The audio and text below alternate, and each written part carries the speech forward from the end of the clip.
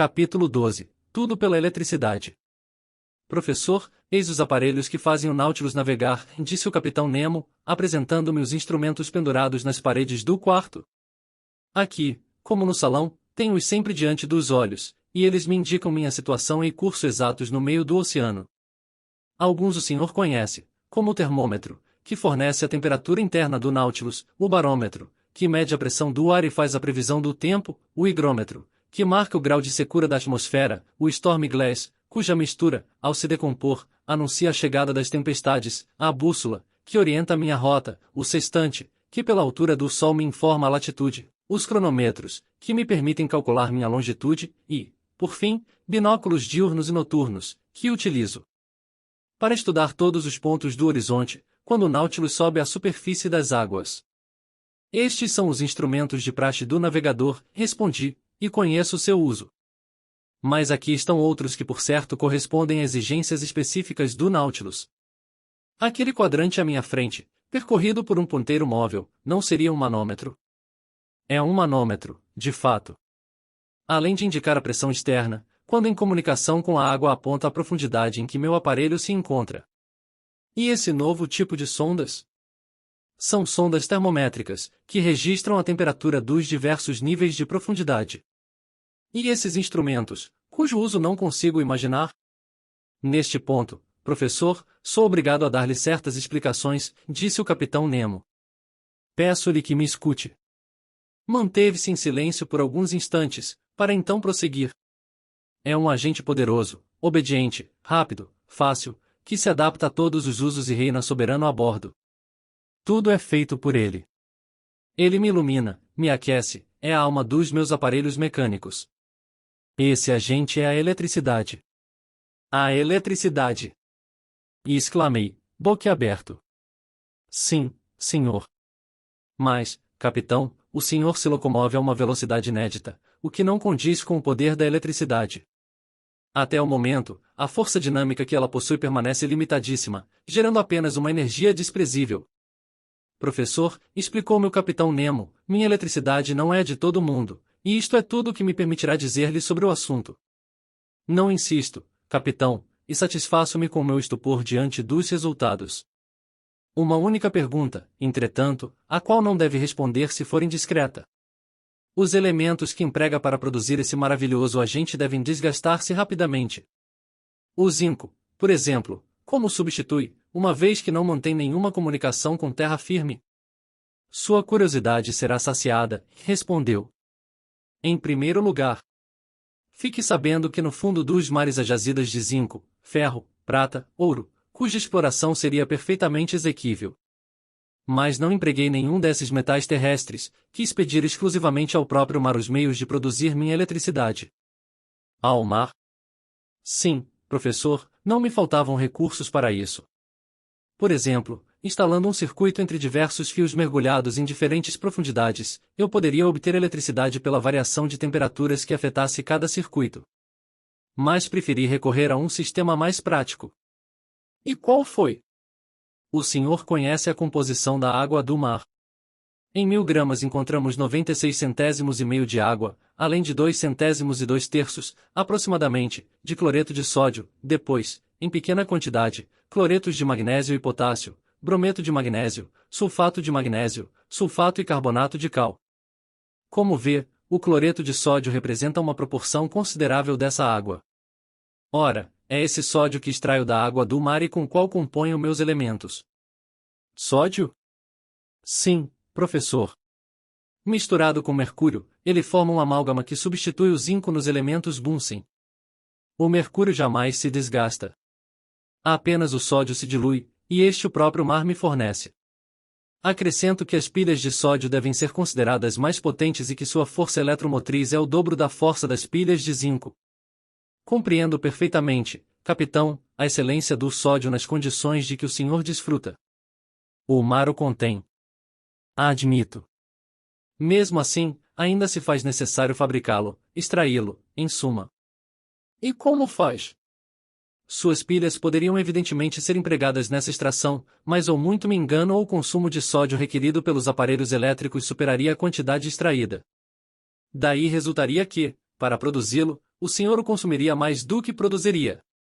Daí, professor, eu não extraí-lo por meio da pilha, empregando pura e simplesmente o calor do carvão mineral. Mineral? Insisti. Marinho, caso prefira, respondeu o capitão Nemo. E consegue explorar jazidas submarinas de hulha? Professor Aronnax, o senhor me verá em ação. Peço-lhe apenas um pouco de paciência, uma vez que dispõe de tempo para ser paciente. Lembre-se apenas de que devo tudo ao oceano, e ele produz a eletricidade, e a eletricidade fornece ao Nautilus calor, luz e movimento, resumindo, a vida. Mas não o ar que respira? Oh, eu poderia fabricar o ar necessário ao meu consumo, mas seria inútil, uma vez que subo à superfície quando bem me apraz. Ainda assim, embora não me forneça ar respirável, a eletricidade impulsiona válvulas poderosas, estocando em reservatórios especiais, o que me permite prolongar, em caso de necessidade, e pelo tempo que me aprouver, minha permanência nas grandes profundezas. Capitão, respondi, contento-me em admirar. O senhor evidentemente descobriu o que os homens sem dúvida descobrirão um dia, a verdadeira força dinâmica da eletricidade. Não sei se a descobrirão, respondeu friamente o capitão Nemo. Seja como for, já conhece a primeira aplicação que dei a esse precioso agente. É ele que nos ilumina, com uma uniformidade e continuidade que a luz do sol não possui. Agora olhe esse relógio, é elétrico e funciona com uma regularidade comparável à dos melhores cronômetros. Dividiu em 24 horas, como os relógios italianos, pois, para mim, não existe noite, nem dia, nem sol, nem lua, mas apenas essa luz artificial que arrasto até as profundezas marinhas. Veja, neste momento, são 10 horas da manhã. Em ponto. Outra aplicação da eletricidade. Esse mostrador, pendurado diante de seus olhos, serve para indicar a velocidade do Nautilus. Um fio elétrico conecta-o à hélice da barquilha, e seu ponteiro me fornece o deslocamento real do aparelho. Veja, neste momento navegamos a uma velocidade moderada, 15 milhas por hora. É maravilhoso, respondi, e, a meu ver, capitão, fez muito bem em empregar esse agente, que está destinado a substituir o vento, a água e o vapor. Não terminamos, professor Aronnax, disse o capitão Nemo, levantando-se, e, se fizer a gentileza de me seguir, visitaremos a popa do Nautilus. Com efeito, eu já conhecia toda a parte frontal daquela embarcação submarina, cujo plano exato apresento, indo do centro para o esporão, um refeitório, de 5 metros, separado da biblioteca por uma divisória estanque, isto é, à prova d'água, a biblioteca, 5 metros, o grande salão, 10 metros, separado do quarto do capitão por uma segunda divisória estanque, o mencionado quarto do capitão, 5 metros, o meu, 2 metros e 50, e, por fim, um reservatório de ar com 7 metros e 50, que se estendia até o castelo da proa. Total, 35 metros de comprimento. As divisórias estanques eram atravessadas por portas que se fechavam hermeticamente por meio de arremates de borracha, proporcionando toda a segurança a bordo do Nautilus, para o caso de uma infiltração. Segui o capitão Nemo através dos corredores situados no costado e cheguei ao centro da embarcação, onde havia uma espécie de poço que se abria entre duas divisórias estanques. Uma escada de ferro, fixada na parede, conduzia à sua extremidade superior. Perguntei ao capitão para que servia aquela escada. Ela dá acesso ao escaler, respondeu. O quê? Há um escaler? E espantei-me. Exatamente. Uma excelente embarcação, leve e insubmersível, destinada aos passeios e à pesca. Mas então é obrigado a subir à tona, quando deseja embarcar?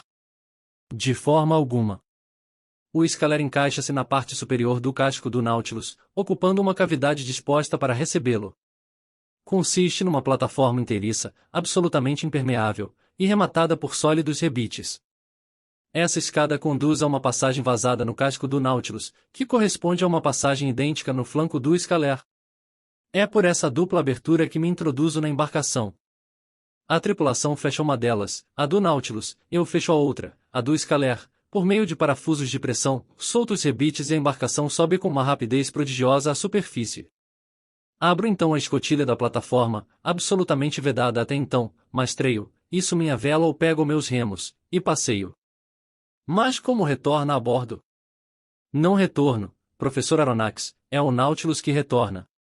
Há um comando seu. Há um comando meu. Um fio elétrico está conectado ao submarino. Passo um telegrama, é o suficiente.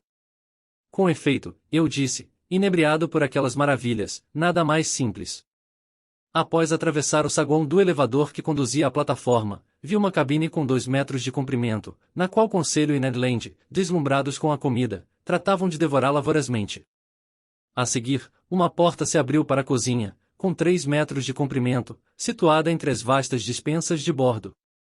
Ali, a eletricidade, mais poderosa e obediente que o próprio gás, dava suporte às atividades culinárias.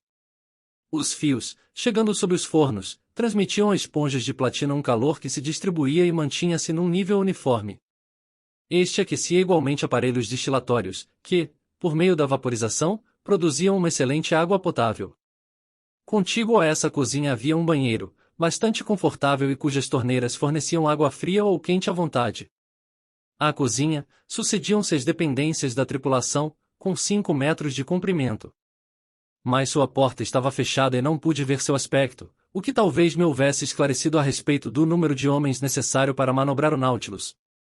Ao fundo, erguia-se uma quarta divisória estanque, que separava essa dependência da casa de máquinas. Uma porta se abriu e me vi no compartimento onde o capitão Nemo, seguramente um engenheiro de primeira linha, instalara seus aparelhos de locomoção. A casa de máquinas, intensamente iluminada, não media menos de 20 metros de comprimento e dividia-se em 2 partes. Na primeira abrigava os elementos que produziam a eletricidade, a segunda, o mecanismo que transmitia movimento à hélice. O que logo me chamou a atenção foi o cheiro sui generis que impregnava esse compartimento. O capitão Nemo percebeu minha reação. São, explicou, emanações de gás produzidas pelo uso do sódio, mas é um mero e pequeno inconveniente. Todas as manhãs, por sinal, procedemos a uma purificação, arejando o Nautilus com ar fresco. Enquanto isso, eu examinava com um interesse facilmente concebível o motor do submarino. Como vê, disse o capitão Nemo, uso elementos Bunsen, e não elementos Ruhmkorff. Estes não forneceriam potência suficiente. Os elementos Bunsen são pouco numerosos, porém resistentes e maiores, o que, pelos meus testes, dá melhores resultados. A eletricidade produzida dirige-se para a popa, onde, por intermédio de eletroímãs de grandes dimensões, age sobre um sistema especial de alavancas e engrenagens que transmitem o movimento ao eixo da hélice. Este, cujo diâmetro é de 6 metros e o passo de 7,50 metros, pode alcançar 20 giros por segundo, gerando então uma velocidade de 50 milhas por hora. Havia um mistério naquilo tudo, mas não insistia em conhecê-lo. Como era possível a eletricidade atuar com aquela potência? Qual a origem daquela força quase ilimitada? Seria sua fantástica pressão, obtida por bobinas de um novo tipo? Ou seu poder de transmissão, que um sistema de alavancas desconhecidas 71 era capaz de aumentar infinitamente? Era o que não me entrava na cabeça. Capitão Nemo, declarei, constato os resultados e não procuro explicá-los. Vi o Nautilus manobrar diante da Abraham Lincoln e sei a que me ater sobre sua velocidade. Mas avançar não basta. Tem de saber aonde vai. Tem de poder dirigir para a direita, para a esquerda, para cima, para baixo. Como alcança as grandes profundidades, onde enfrenta uma resistência crescente, estimada em centenas de atmosferas? Como sobe à superfície do oceano? Enfim, como permanece no meio que lhe convém? Eu estaria sendo indiscreto com essas perguntas? De forma alguma, professor, respondeu-me o capitão, após ligeira hesitação, uma vez que nunca mais deixará esta embarcação submarina. Passemos ao salão. É o nosso verdadeiro gabinete de trabalho, e, lá, saberá tudo o que deve saber sobre o Nautilus.